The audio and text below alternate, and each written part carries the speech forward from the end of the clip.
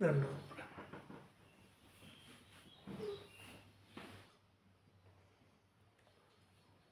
वसुदेव सुतं देवं कंसचाणूरमर्दनं देवकी परमानंदम कृष्ण वंदे जगद्गुरु श्री गोपाल कृष्ण महाराज की जय. मायबाबा, गीता सांगून आता 5000 वर्षे उलटून गेली, पण ह्या गीता ज्या ज्या लोकांच्या हातात गेली त्या लोकांनी गीतेची प्रशंसाच केली. संत ज्ञानेश्वर म्हणले की हा वेदार्थाचा गुरु त्या निद्रिताचा गुरु प्रत्यक्ष परमेश्वरू अनुमोद प्रत्यक्ष परमेश्वरू अनुवादिला. आणि ऐसे हे आगात जिथे वेडावती वेद तिथे अल्पमतिमंद काय होईल, असं त्यांनी प्रशंसा केली गीतेची. भगवान श्री चक्रधर स्वामी महाराज उत्तरापंथी लोक भक्तिजनावर उदास होऊन जाऊ लागले. त्यावेळेस भक्तिजनानं विचारलं की देवा तुमची उदासी कशाने जाईल.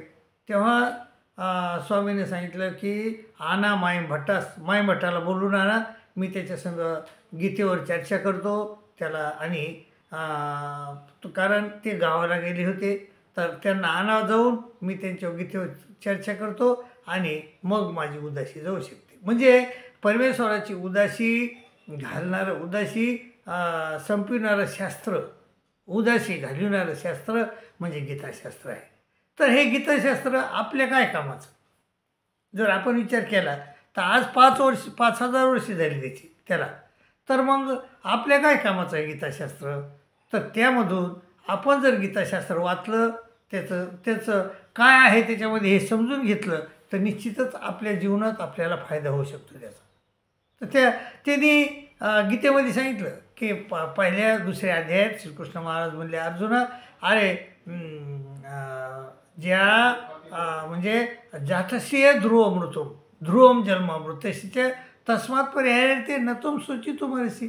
माणसाला मरण येणारच आणि ज्याचा जन्म झाला त्याचा मृत्यू होतच असतो आणि ज्याचा मृत्यू झाला त्याचा जन्म होतच असतो आणि त्याच्याबद्दल रडण्याचं काही कारण नाही. आपण कोणी माणूस कोणी आपल्या घरचं वारलं तर आपण महिना 2-2 महिने त्याच्यासाठी रडत बसतो आणि हे रडत बसणं हे अज्ञान आहे असं गीतेनं सांगितलेलं आहे. आणि त्याप्रमाणे वागलं तर आपला फायदा होतो.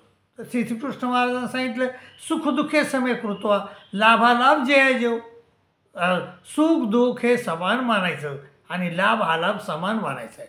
आणि सुख खोटं आहे आणि दुःख बी खोटं आहे असं त्यांनी सांगितलं. आणि मग हे जर आपण जाणून घेतलं आणि आपण जर व्यर्थ सुख केला नाही, कारण हा जे देह आहे हा देह नश्वर आहे हे असं ते गीतेमध्ये सांगितलेलं आहे. आपल्याला तर समजा सांगितलं नसतं तर आपल्याला हा देह काय आहे, आपला आत्मा कसा आहे, आत्मा कुठं राहतो आणि त्याला इथं प्रपंच कसा आहे, प्रपंचात कोण आणलं त्याला, हे आपल्याला समजलं नसतं. परंतु हे सगळं समजून देणारं शास्त्र म्हणजे गीताशास्त्र आहे. आणि ते जर आपल्याला समजलं तर निश्चितच आपल्याला अज्ञान दूर होतं आहे आणि अज्ञान दूर झाल्यानंतर आपण सत्कार्याला लागतो परमेश्वर आणि आपण काय होतो, निर्द्वंद्व होतो, नित्य सत्वस्थ होतो, निर्योगक्षेम होतो, आत्मवान होतो, कणखर होतो. कारण आणि कोणचं शास्त्र कसं आहे, आता गीताशास्त्र ठीक आहे परंतु आपल्याकडे वेद आहेत, मग वेदाप्रमाणे चालणारे लोक बरेच येत आहेत. तर मग त्या वेदाचा अर्थ श्रीकृष्ण महाराजांनी वेदाबद्दल बी भाष्य केले आणि ते आपल्या कामाचं आहे. मग ते म्हणले की अर्जुना त्रैगुण्यवेसाय वेदा निस्त्रैगुण्यो भाव अर्जुन. मग वेद हे त्रिगुणात्मक आहेत, तू त्या 3 गुणाच्या पलीकडे जा आणि निर्द्वंद्व हो, नित्य सत्वस्थ हो, निर्योगक्षेम आत्मवान हो. मग श्रीकृष्ण महाराजांना अर्जुनाने विचारलं त्याच्यामध्ये की देवा मी कैर्लिंगेस 3 गुणान नेतांती ते भवते पूर्व किमाचार कथम चेतन त्रिगुणांती वर्तते. मग मी या 3 गुणाच्या पलीकडे कसा जाईल. तर हा जो प्रश्न विचारलेला आहे हा आपल्याला 3 गुणाच्या पलीकडे नेऊन ठेवतो जर आपण त्याप्रमाणे वागलं तर. ते म्हणले श्रीकृष्ण महाराजांनी त्याला उत्तर दिलं की ते म्हणले की अर्जुना मामचे व्यभिचारीने भक्ती योगेने होती. जो कोणी माझी भक्ती करल, अविचारी भक्ती करल, तर तो सगुणान समतीत येतात ब्रह्मभूय ऐकत.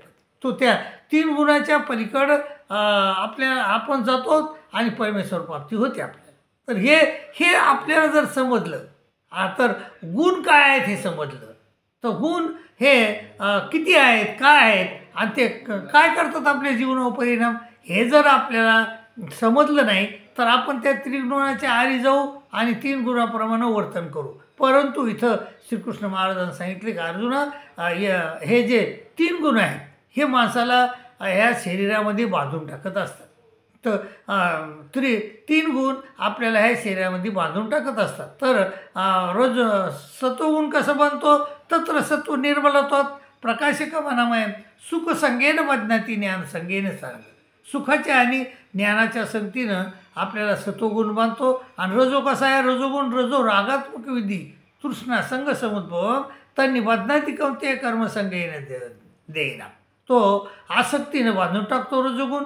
आणि तमसो ज्ञानजम विधी तम गुण अज्ञान आहे, तमसो ज्ञानजम विधी मोहनम सर्व देईना आपल्या सर्व देहाला मोहित पाडतो आणि प्रमाद आलस्य निद्रा हे आपल्याला निर्माण करतो. म्हणून ह्या 3 गुणाच्या आपण पलीकडे जाऊन आपलं वर्तन करायला पाहिजे.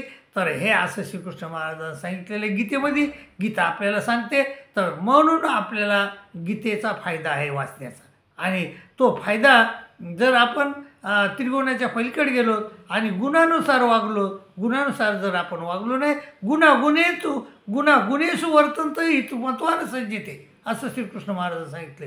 गुणात वर्तत असतात, तर त्याचा आपण चिंता करू नये. त्याला कसं वर्तन करायचं तर वर्तन करू द्यावं, परंतु आपण आपल्या स्वतंत्रतेनं वर्तन केलं पाहिजे. पण आपण स्वतंत्र्यानं वर्तन करत नाहीत, कारण आपण अज्ञानी आहोत. आपण कुठं जाऊ लागलो, आपल्याला 500 रुपयाची नोट जर दिसली तर आपण ती नोट आपण सहज उचलून घेतो. कारण उचलून का घेतो, कारण आपण रजोगुण आहे आपल्या ह्याच्यात. तर त्या रजोगुणाप्रमाणे आपण ती नोट उचलून घेतो आणि एखाद्या वेळेस आपल्याला ती नोट उचलून घेऊन आपलं नुकसान होऊ शकते. मग त्यामुळं आपल्याला जर कळायला समजलं गीतेमधून की रजोगुण आला तरी मी त्याच्या आरी जाऊ नका, तमोगुण आला तरी आपल्याला समजा एखाद्यानं कोणी काही वाईट बोललं तर आपला तमोगुण वर येतो, पण आपण त्या तमोगुणाच्या आरी जायचं नाही. आणि जर आरी गेलो तर आपलं नुकसान होऊ शकतं. तर हे गीता सांगते आपल्याला. तर हे असं जे ज्ञान आहे, आणि तर हे ज्ञान आपल्याला जर समजलं तर आपला फायदा होऊ शकतो, आपल्या जीवनाचं भलं होऊ शकतं. आणि त्यामुळं आपण गीता ही वाचलीच पाहिजे आणि वाचून आपल्या जीवनामध्ये ती उतरली पाहिजे आणि मग आपलं भलं करून आपण घेतलं पाहिजे. असं माझं मत आहे. म्हणून मायबाबा, हे गीताशास्त्र वाचा, गीताशास्त्राचा अभ्यास करा, गीताशास्त्र समजून घ्या आणि गीताशास्त्र आपल्या जीवनामध्ये उतरण्याचा प्रयत्न करा. तर तुमचं भलं झाल्याशिवाय राहणार नाही, अशी मी तुम्हाला ग्वाही देतो. आणि हा जो आपला देवल ऑफिशियल ग्रुप आहे, हा गीताशास्त्राचा अभ्यास शिकवणारं चॅनल आहे. गीताशास्त्राचा ज्ञानाचा प्रचार आणि प्रसार करणारं एकमेव चॅनल आहे. म्हणून ह्या चॅनलला सबस्क्राईब करा, लाईक करा, शेअर करा अशी विनंती करतो आणि इथंच सांगतो. दंडोत प्रणाम, दंडोत प्रणाम, दंडोत.